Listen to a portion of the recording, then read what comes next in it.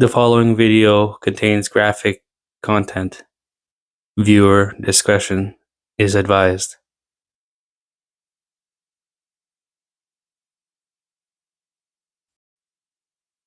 In today's video, we are going to be taking a look at the most notorious murderer in Montreal, Luka Magnotta. When in 2012, he decided to lure a Chinese student into his apartment, which then he continued to stab and dismember the body. He then sent the feet and hands to different people across Canada, including Justin Trudeau.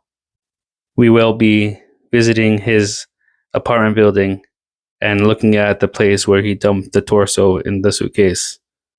We will also be visiting the Jean Coutu and the Canada Post Office where he sent out the parcels to these people across Canada.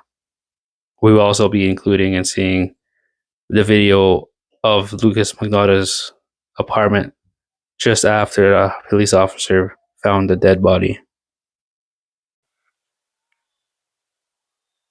Welcome back to another video of Desktop Fear. This one is going to be a little bit different for you guys. As you probably saw in the intro there, we are focusing on a person by the name of Luka Magnotta. He's a murderer here in Montreal that killed a Chinese student and then mailed it off to different parts of the world, Parliament buildings, all that kind of stuff. So we are going to be checking out the place where he actually lived and that he actually committed the murders. And we're gonna go check out the Uniprix Post Canada place that he shipped them off to different parts of the world. So we're gonna head there now.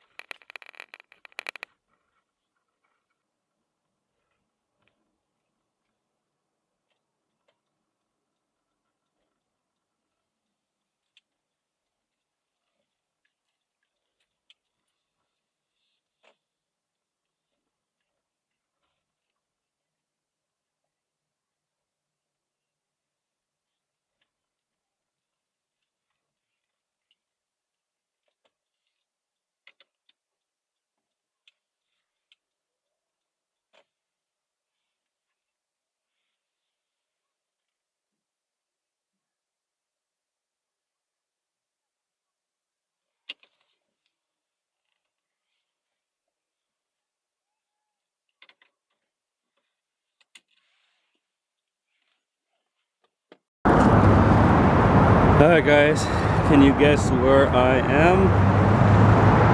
I am right in front of the apartment building of Luka Magnotta, where he stayed in Montreal for X amount of years. A little noisy because of the car, so I'm trying to speak as loud as I can for you guys. So murders happened in 2012. There's a Netflix documentary about him. It's called Don't F with Cats. Viewer discussion is advised. Very graphic. But 2012 is when the murders happened, and for X amount of years, his apartment 208 where he lived hasn't been occupied for a lot of years. No one wanted to live there. People complained about still being able to hear stuff, see stuff, paranormal wise. Just feel a presence of maybe the spirit of the Chinese student that was murdered. So apartment 208, here's the building.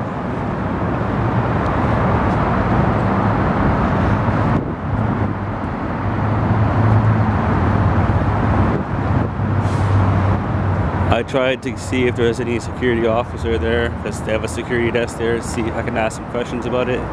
but there's no one there. But that's the apartment building.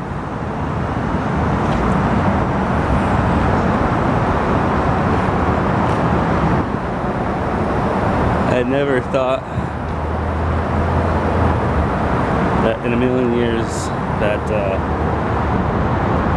something like this could happen here in Montreal, my hometown, my home city. But I guess you never know everybody what they are capable of doing. So unfortunately I can't go in and see the apartment building, as there is actually someone currently occupying the apartment 208. It took a lot of years that people didn't want to take that apartment, but it's finally someone, I guess, maybe that didn't know the history of the apartment, what happened there. But here we are. We're gonna turn this little corner. I'm gonna show you where he dumped some of the bodies and garbage bags in the back. So here we are. I'm gonna turn around for you guys.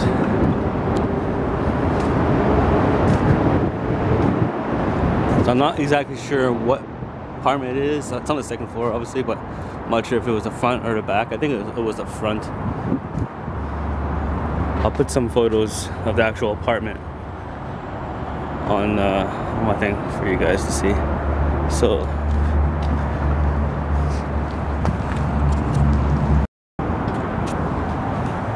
So here is where he dumped the suitcase. It was a suitcase that had some of the body parts inside of it.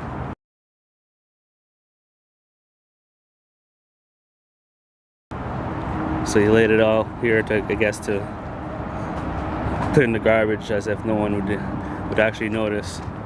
But because I don't think he put it on a garbage day. He put it a couple of days before. So after a little while, it started to smell, because it started to rot, right? So people started noticing, and then there was like a little bit of blood, I guess. I think they said it was a little bit of blood coming from the actual suitcase. So then the janitor, or the maintenance guy, opened it and found a carcass without any head. So that must have been a terrible scene. This is just the back of the apartment building. So this is where he lived. And that poor Chinese student had his life taken away from him too soon. So now we're gonna pack right back up into the car, and we are going to we're gonna go see one of the Uniprix, the Post Canada place that he actually gave to mail. I think it was a foot or a hand or something to the Prime Minister at the time and the Parliament in Ottawa. So he even tried to mail it.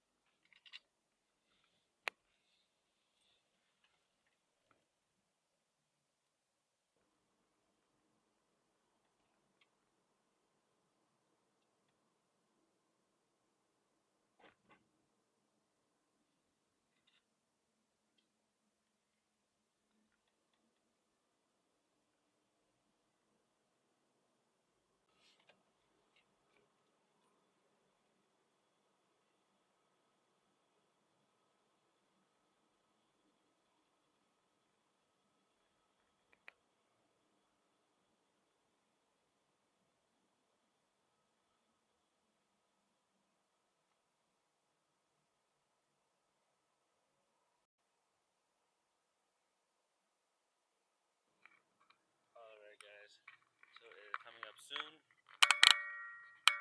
Oh, it's not Uniprix, it's a Jean Coutu. Sorry. Jean Coutu right here. So we're gonna take a little look in there. Park just on the side here. It says 15 minutes, so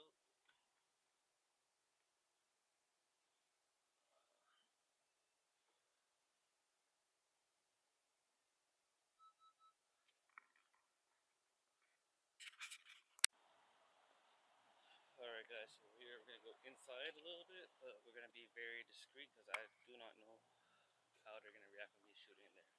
Shouldn't be a problem. All right, so let's head on in.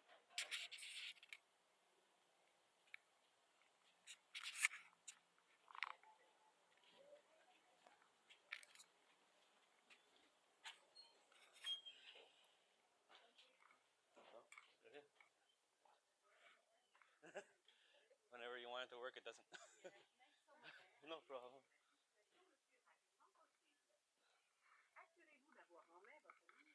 Okay, so here we are. We're gonna just take a little glimpse of where he actually walked up to and gave a parcel to. Okay, let's see this.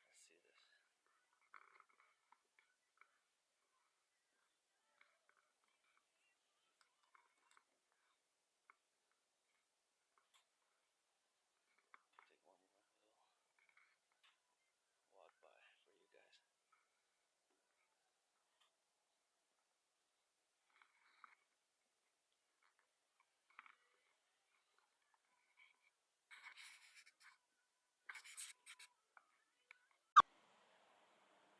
Okay, here we are, guys, on the corner of Circle and Primary. We just took a little mini tour of this Dr. that Lucas Magnotta came and just nailed out all these body parts. So I hope this was an interesting video for you guys, as it is for me. I really liked doing this. I want to continue doing more of these stories for you guys. It just so happens that it happened in Montreal, so I was able to go to the actual place where he lived and all that kind of stuff. So very interesting. Sad, obviously, but interesting. Anyways, I hope you guys enjoyed this video. Don't forget to like, share, and subscribe to my channel if you want to continue seeing these kind of content. And also, it helps me grow this channel and continue doing what I do for you guys. So please like and subscribe, and